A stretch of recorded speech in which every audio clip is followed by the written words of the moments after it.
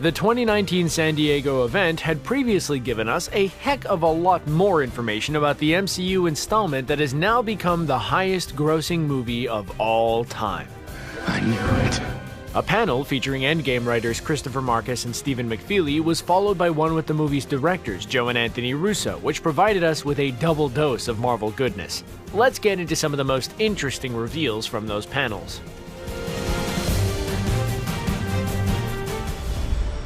Marcus and McFeely actually brought a couple of props to their session at the con, including 2 whiteboards that sketched out the movie's plots. They gave a real insight into how the minds of writers work in general, how a few short notes can result in a plan for a long, complex scene or entire act.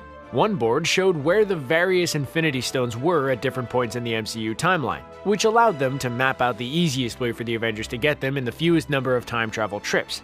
And another one helped plan what exactly happened in the movie's final act, that epic battle outside the Avengers headquarters. Assemble. The last 2 words on that second board, the ones regarding the fate of Iron Man, are quite simply heartbreaking, even now. The 2 words in question simply say, Tony dies. Yikes, they really do still cut to your very core. When Scarlett Johansson's Black Widow and Jeremy Renner's Hawkeye were sent to 2014 Vormir to acquire the Soul Stone, the only people they ended up fighting were each other. But deleted footage revealed at Comic-Con showed that was almost very different. The 2 can be seen in action on the barren planet against Thanos' henchmen, presumably because in that version of the movie, the Mad Titan discovered their plan in 2014 and sent his soldiers after them to prevent them from getting their hands on the most mysterious of the Infinity Stones. It's not 100% clear when or exactly where the fight took place. For example, it might have been as soon as they landed, or it might have been while they were talking to the Red Skull. We are all wrong. But the rock formations in the background seem to point towards the latter. One last team-up between the pair before Black Widow died would have been cool to see, so the fact that the scene was deleted is a shame. Avengers Endgame had a lot of humor, which is expected of an MCU movie. It's like a little puppy, all happy and everything. But given the extent of the movie's stakes, it's probably fair to say it didn't require any more. Therefore, we understand why this particular deleted scene, which was revealed at Comic-Con, wasn't included in the final movie. It happened when the Avengers were sitting around a table planning the time heist that would see them plucking the Infinity Stones from various points in the MCU's past. But then Tony Stark shaved a line into Rocket's head using a pair of clippers. Yeah, it would have been funny, but it feels as though it would have been unnecessary. And we already had a funny moment between the pair at the start of the movie when Stark mistook Rocket for a Build-A-Bear toy. Honestly, into this exact second, I thought you were Build-A-Bear. Maybe I am. One of Avengers Endgame's most humorous and kind of depressing reveals came in the form of Thor's physical condition following the 5-year time jump. Having blamed himself for Thanos being able to execute the snap in Avengers Infinity War, the God of Thunder had, well, let himself go quite badly. You look like melted ice cream. As well as being something of an emotional wreck and a recluse, Thor had become terribly out of shape. Or, to put it bluntly, he was fat. But there was a reveal at Comic-Con that originally there was meant to be a montage of Chris Hemsworth's character working out to get back in shape before he took part in the Avengers time heist. Ultimately, it wasn't included, and Thor went into the final battle with Thanos' forces still grossly overweight. But he was still able to hold his own. This was undoubtedly one of the most shocking Avengers Endgame reveals from Comic-Con 2019. And given that it was essentially a Disney movie, it's hardly surprising that it wasn't ultimately included in the final product. There was actually a plan to have Thanos arrive at the Avengers compound in 2023 with the corpses of the 2012 Avengers. And then he was going to throw the decapitated head of 2012 Captain America at his 2023 counterpart. That is pretty wild, and we're not sure we would have liked to see it. All MCU movies have someone losing an appendage, and Thanos had already lost a hand and his head earlier in the movie. That was more than enough for a movie of this nature. There was a lot going on in that epic final battle of Avengers Endgame, so it's understandable that the directors might have felt the need to cut certain scenes they deemed unnecessary. But we can't help thinking that this one should have stayed in. But you wanted more? Comic-Con 2019 revealed that there was a scene in which we saw a little bit more of Chris Pratt's Star-Lord and the Ravagers, with Star-Lord looking to rally the ragtag space misfits against Thanos and his armies.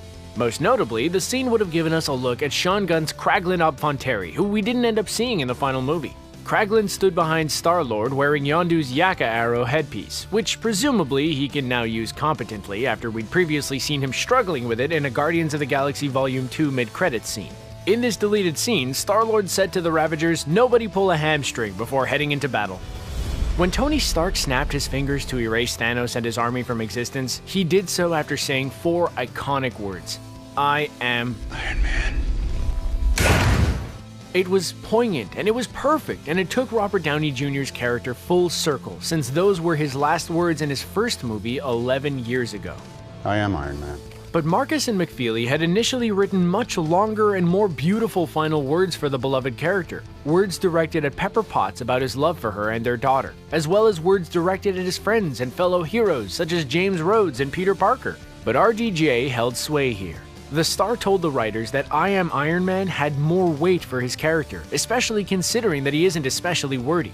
Simply put, he wanted his exit to be quieter because he felt it was more appropriate and meaningful.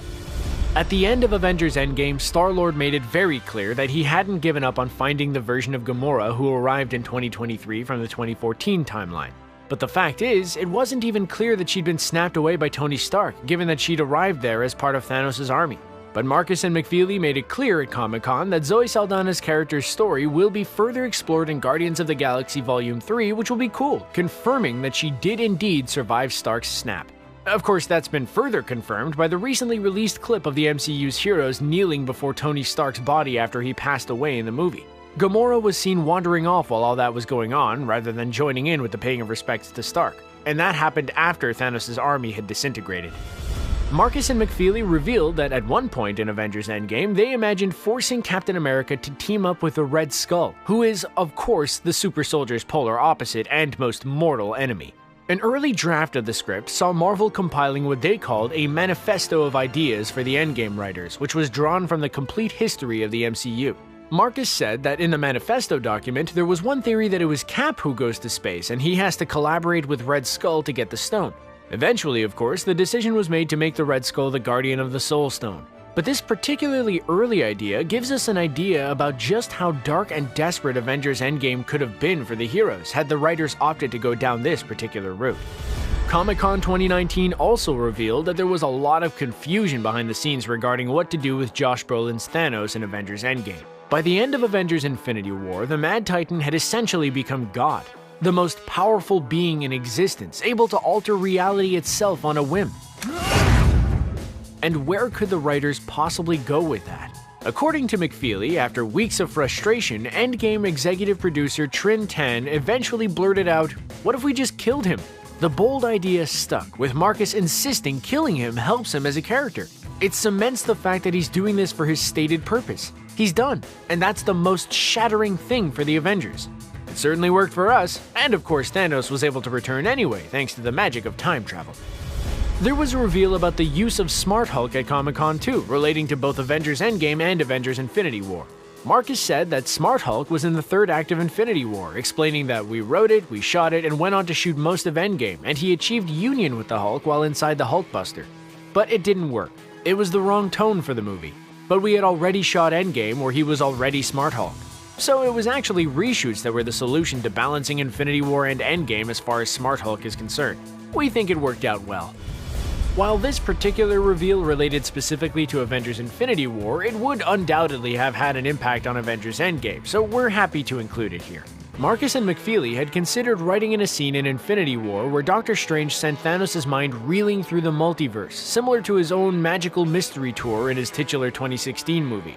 McFeely said that in the end, he would have been dumped in front of the living tribunal, and at that point, Thanos would have been shown all the crimes he committed in the name of balance and would have been judged guilty by the powerful cosmic entity.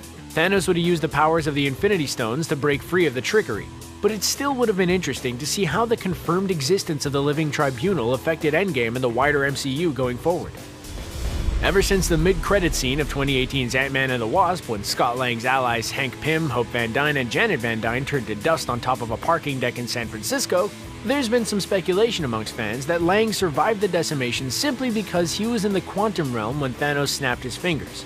But as far as Marcus and McFeely are concerned, that isn't actually the case at all. Marcus told the audience at Comic-Con that it was nothing more than dumb luck that saved him, just like everyone else who survived, saying, "I think he was coin flip lucky because the stones do not differentiate between realms." Regardless of how it happened, Lang did indeed survive, and his survival was absolutely integral to the plot of Avengers Endgame, so it's a good job he did. We were introduced to the multiverse in Doctor Strange back in 2016, but Mysterio's lies in this year's Spider-Man Far From Home have led some fans to believe it doesn't actually exist in the MCU. I'm sorry, you're saying there's a multiverse? However, McFeely confirmed it at Comic-Con, saying it clearly exists because Doctor Strange has talked all about it. I have no idea where Kevin Feige is going, but I'm a big believer in stakes. What he's basically saying there is that the reason they didn't use the multiverse in Avengers Endgame is because the people behind the movie had no interest in tackling alternate versions of characters. Marcus went on to say that if you tell people that there are 75 million other Tony Starks out there, then your drama suffers because the stakes are lower. And that undoubtedly makes a lot of sense. If you watched Avengers Endgame and thought to yourself, why are they explaining everything in so much detail? Well, that exposition wasn't for you. During test screenings of the movie, the team behind Endgame realized audiences couldn't understand what was going on with all the time travel that was happening.